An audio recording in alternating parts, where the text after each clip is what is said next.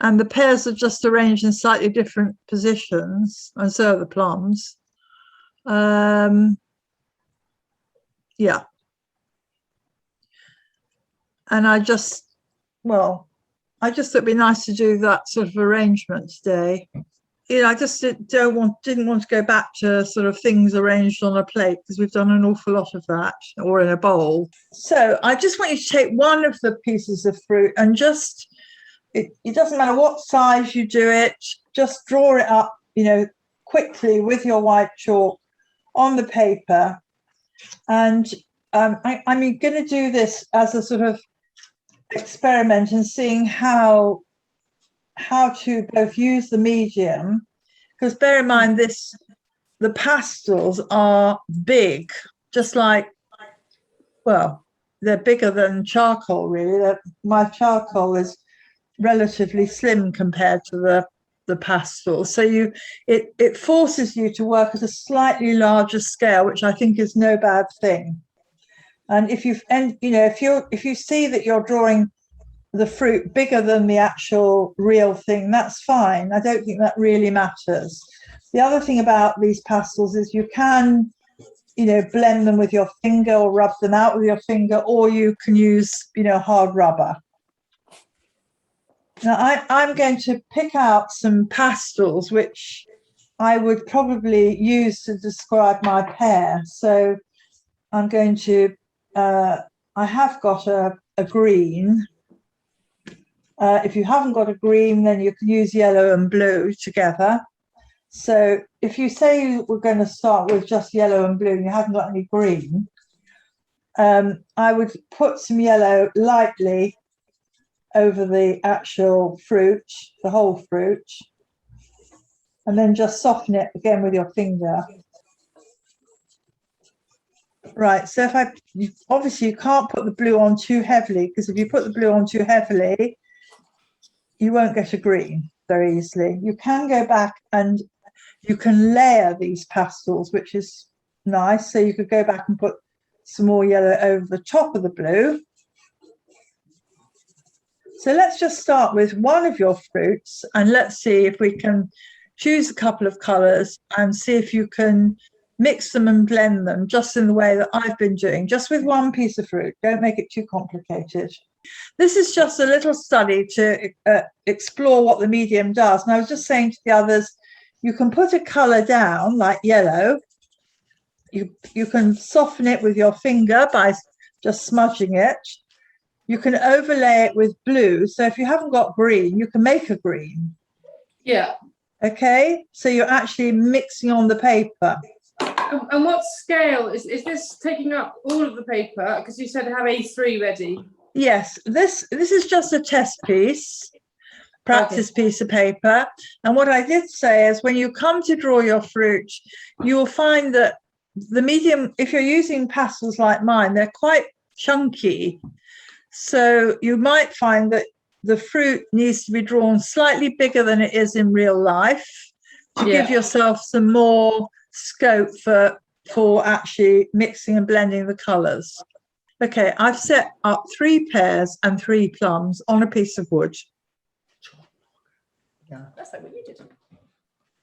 So there's nothing formal about this. So it's an informal composition. And I've just positioned the pears in differently to create interest in the setup, and similarly with the plums. Right, now if we go back to my practice piece of paper, I have drawn the outline of one pear with my white chalk. And I was just saying to the others before you came in that you need to work a little bit bigger because of the nature of the medium. The pastels are, well, my pastels, and I think Nocelle's got the similar ones to what I've got. And so has Prue.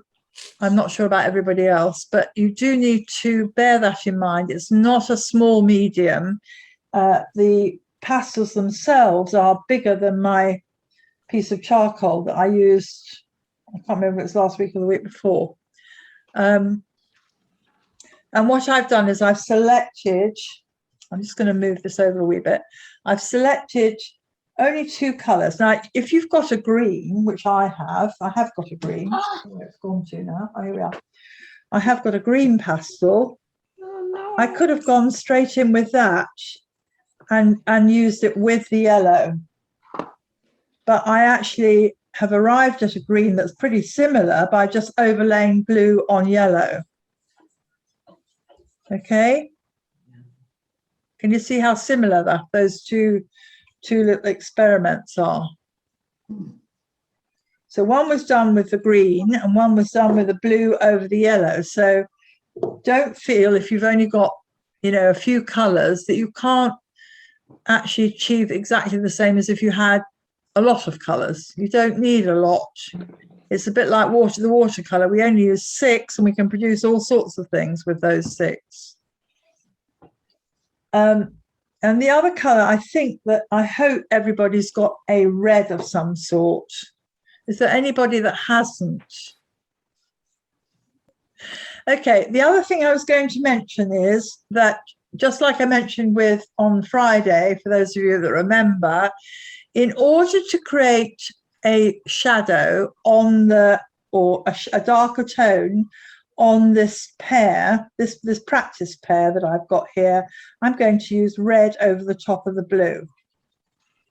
Oh, yeah. Red is the complement of green, isn't it? Now, for those of you that don't know what complements are, I'm going to show you my colour wheel. Oh, I don't want to get chalk all over it. Orange blue. I'm sorry, I've only got this colour wheel available at the moment, but it does the job. Okay, so the complement of green is red or reddy orange, depending on which green you choose. The complement of blue here is sort of an orangey yellow. So I think most people, apart from perhaps Shelley, have done colour wheels. Is that right? Sue, have you done a colour wheel? Yes. Yeah. So refer mentally to your understanding of colour if you can't grab your colour wheel at this precise moment. And what I'm saying is, you don't use black for shadows. You don't use Payne's grey for shadows. You can make use of the complement and it creates a much more harmonious piece of work.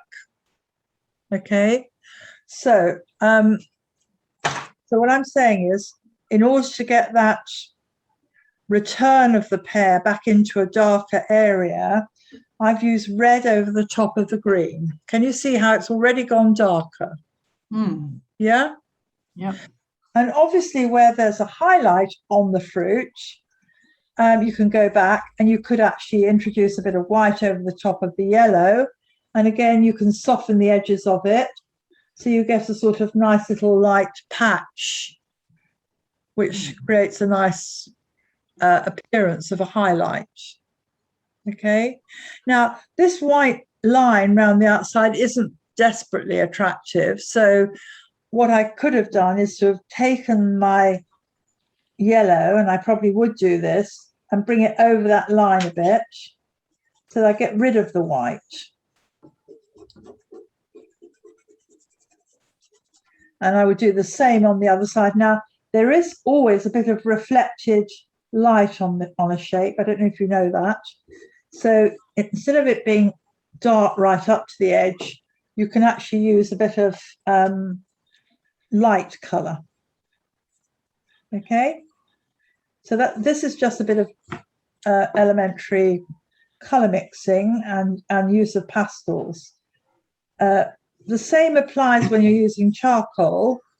The same rules would apply, that you'd have one edge on your fruit or whatever you're drawing that will be light, depending on where the light source is coming from, and one edge that is slightly darker. And the way to make things look three-dimensional is to have that. So it feels as though you're going from light through half tone round to dark and shadow. So where it goes back into shadow, where the light can't get to it, there's a darker plane on the actual object itself. Note that I've really only got one, two, three, four, five colours. I might introduce another one for the plum. I don't know, I'll see. But I could probably manage just with those five. And with Shelley and Hannah, you're going to be managing with black charcoal and white chalk. So I'm just going to move that out of the way for the minute. I have drawn up my subject, and I put black in just so that you could see the thing a bit more easily, because I actually have rubbed out and changed things quite a lot.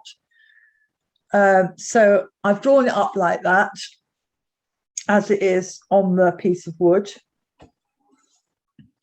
And I'm probably now at a point where I would start to use my pastels to describe these forms. These are the cast shadows, which will be softer than, I mean, they might be a dark colour, but they'll be soft in relationship to the actual fruit itself. So place the drawing carefully on the paper. When I started, I had my subject too high on my piece of paper. It didn't work very well, so I actually rubbed it all out and started again. There we go. So I'm using the pastel now on its side, I'm just blocking in a bit of background at the moment, which I'm going to modify, but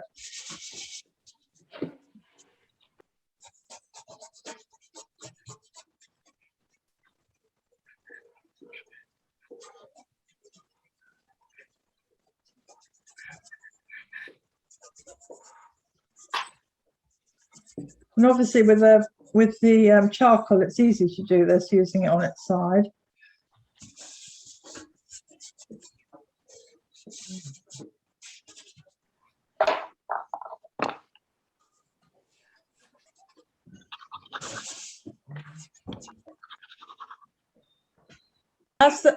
This is just red and blue. It's this blue, look. Yeah. It's this red and this yellow. These are really primaries, aren't they, that I've used to create this. But what makes that look three-dimensional cell is the blue and the red together over the green, or the blue over, the red over the green being created by the blue and the yellow, and then the red on the top creates a sort of darker tone. I mean, this is almost burnt sienna, isn't it?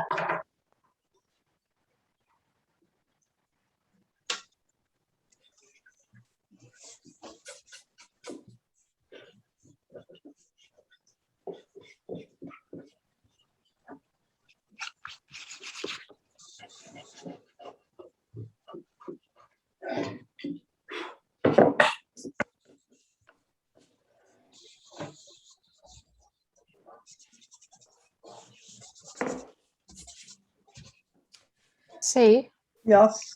is there any way that the camera can be more above your picture?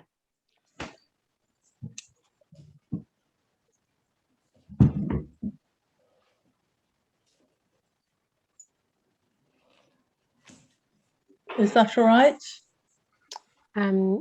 Yes. Sure. Yep. Okay.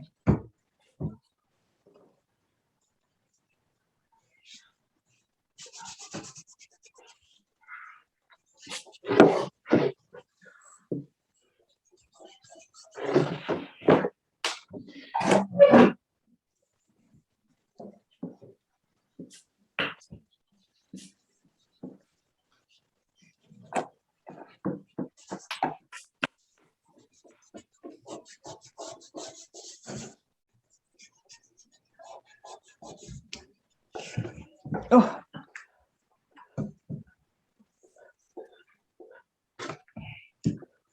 How on earth do you rub this stuff out? I know, with it. With a hard rubber. Hard. I'm using a soft one. No wonder it doesn't work. Oh, yes, it does work with the hard. a mess.